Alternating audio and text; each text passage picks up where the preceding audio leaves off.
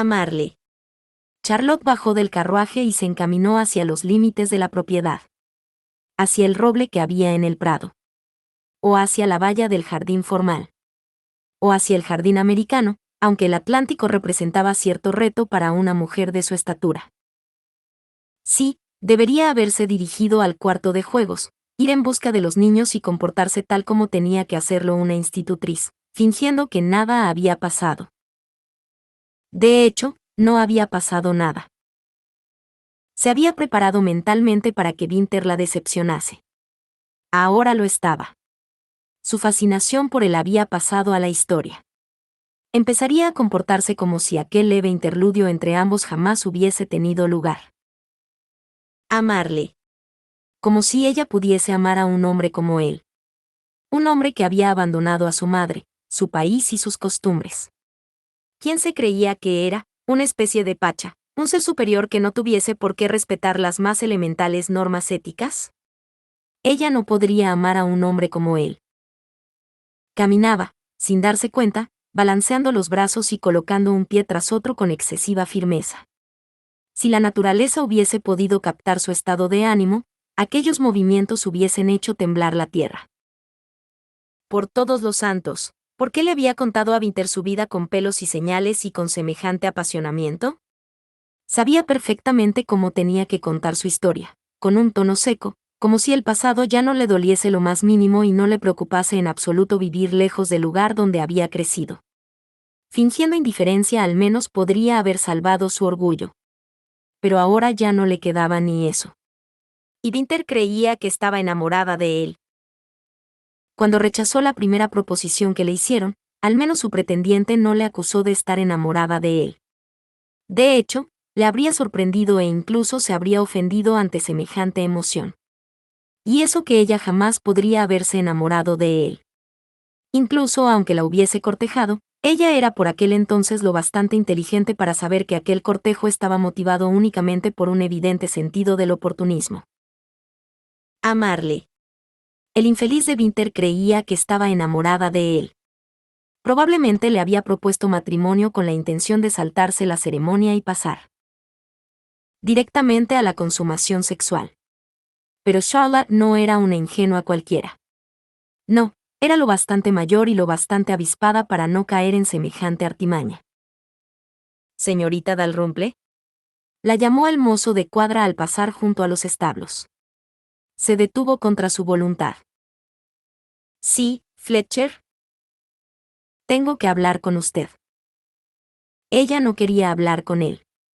No quería hablar con nadie, y mucho menos con alguien de género masculino, pero Fletcher era un hombre de pocas palabras y pocas preguntas, así que cuando le hablaba a alguien era porque tenía alguna razón de peso para hacerlo.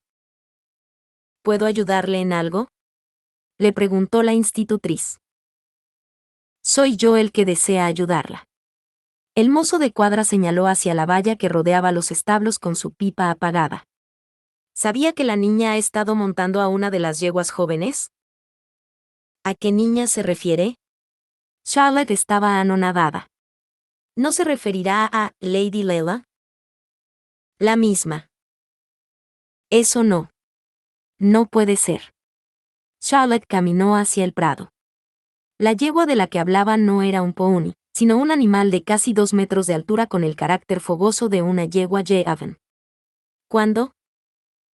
Fletcher llevaba muchos años trabajando allí y sabía que Charlotte no estaba expresando auténtica incredulidad sino simple consternación.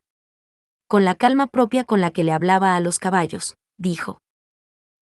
Sabía que alguien había estado montando a Betia. Encontré pruebas. Pero no sabía de quién se trataba. Uno de los muchachos me dijo que había visto a un duendecillo revoloteando de aquí para allá con las alas desplegadas. Menuda insensatez. Leila no era un duendecillo, y durante unos segundos Charlotte se dejó llevar por el mal humor. Tal vez el mozo de cuadra estaba equivocado. Así es. Ni los duendes ni los fantasmas montan a caballo, que yo sepa. Así que me mantuve alerta. Fletcher se llevó la pipa a la boca y chupó como si estuviese encendida. ¿Estás seguro de que era Leila? Una niña delgada, de 1,20 m de altura, bien formada y con una larga cabellera. Sí, era ella. Charlotte colocó su mano sobre el pecho. El corazón le latía a toda velocidad. ¿Y si Leila hubiese sufrido un accidente mientras montaba y nadie hubiese sabido dónde se encontraba? El mero hecho de pensar en la niña tumbada en el suelo, indefensa, inconsciente o llorando de dolor, le hizo apoyarse contra la valla blanca. Fletcher no apartó los ojos de ella mientras se recuperaba. Monta después de cenar, cuando deja usted a los niños a cargo de la niñera. Grania se merece una buena reprimenda. Supongo que sí. Charlotte entrecerró los ojos y miró fijamente al mozo de cuadra. Por descontado, detuvo usted a Leila, ¿verdad? Fletcher resopló. ¿Qué va? No. Me negué a detener a aquella niñita, montaba sin silla ni riendas. Jamás había visto a una niña montar de ese modo, señora. Jamás había visto a una mocosa montar en un caballo como ese. Verla fue un regalo y toda una inspiración para este viejo. Golpeó la valla con la pipa. Lo que pasa es que creí que tenía usted que saberlo. Sí, dijo Charlotte con un hilo de voz. Gracias. Se olvidó del paseo y se encaminó de regreso a la casa. Tenía que hablar con Leila inmediatamente. Tenía que hacerle entender el peligro que corría montando a caballo. Charlotte colocó la mano sobre su frente. Era culpa suya. No había cumplido lo que le prometió a Charlotte el primer día, cuando llegó y le dijo que le enseñaría a montar al estilo amazona. No había tenido en cuenta el amor que aquella niña sentía por los caballos, y Leila se había limitado a tomar las riendas del asunto. Es más, Charlotte había estado bastante despistada últimamente, dejándose llevar por todo tipo de pensamientos románticos. Poco importaba que darle clase a los niños durante el día y a Peter durante la noche le obligase a dormir menos horas de las aconsejables. Le pagaban, y le pagaban bien, para que cumpliese con ambos deberes hasta la recepción ceremonia. Entendía a la perfección que Leila quisiese llamar la atención. La pobre niña echaba de menos su hogar e intentaba recuperar de algún modo la vida que había dejado atrás. Charlotte lo entendía, y también entendía su postura. Todo lo demás en la vida de Charlotte no era más que humo y distracción. En cuanto entró en la casa, Charlotte se dirigió al cuarto de juegos. Encontró a Robbie limpiando sus botas manchadas de barro sobre el suelo. Alto, Robbie, dijo de forma mecánica. Lleva esas botas abajo para que te las limpie alguno de los sirvientes. Leila tenía entre sus brazos el caballo de madera que Charlotte le había regalado y lo miraba como si en ese preciso instante estuviese rememorando una de sus cabalgatas nocturnas. No vio a Grania por ninguna parte. Iban a rodar cabezas. Atrapada entre el deseo de abrazar a Leila y el deseo de reprenderla, Charlotte se acuclilló a su lado antes de decidir qué hacer. Leila la miró interrogativamente, y Charlotte preguntó, «Cariño, ¿podemos hablar un momentito?» «Estás metida en un lío», murmuró su hermano. Charlotte le ignoró intentando que Leila se sintiese lo más cómoda posible. «¿Nos sentamos en el banco?» Leila se sentó justo en el lugar donde se encontraba, sobre el duro suelo. Al parecer, seguía molesta con Charlotte. «Bueno, este lugar también está bien».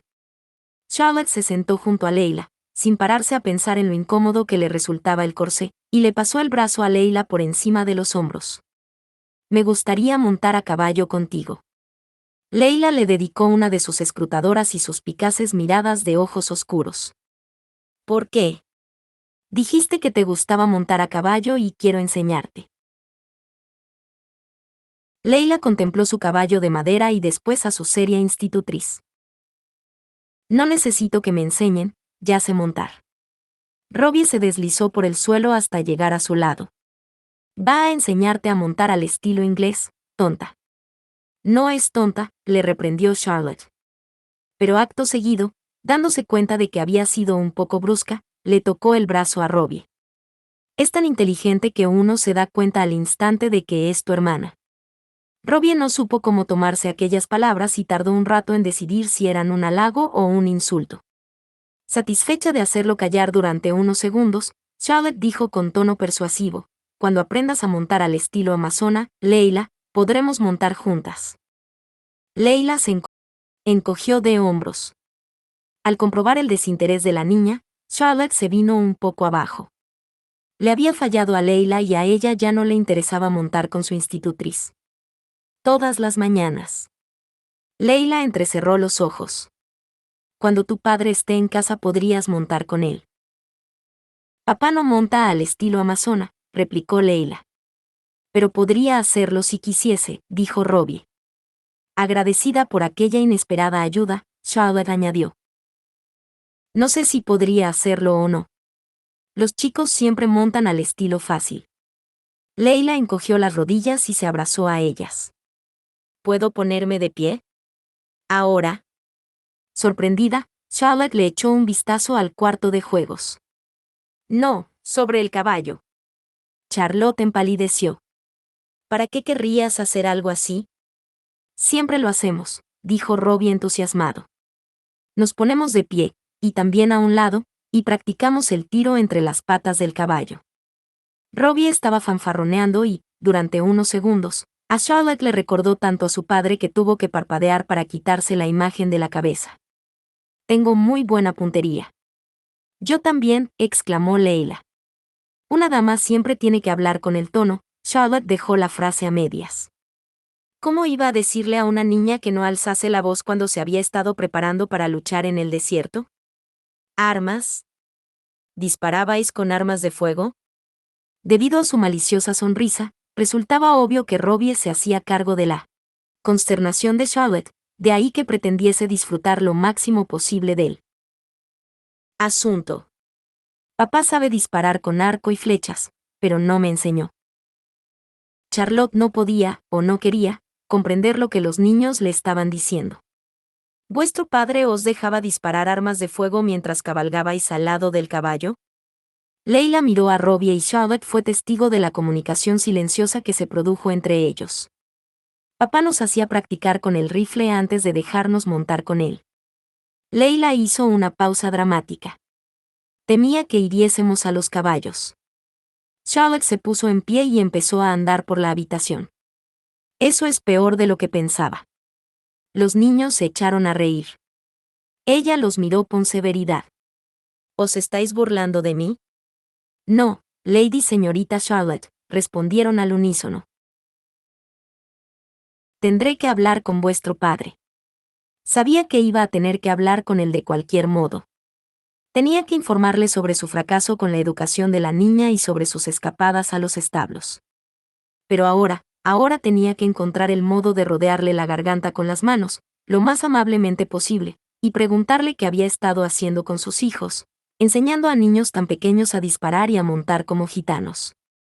Esperaba no tener que verlo hasta que hubiese pasado un tiempo prudencial desde la escenita en el carruaje, pero no era tan pusilánime como para retrasar lo que tenía que hacer por miedo a perder la compostura.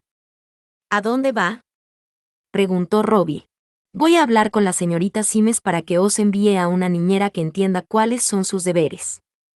Leila frunció el ceño. Charlotte se acuclilló junto a la niña.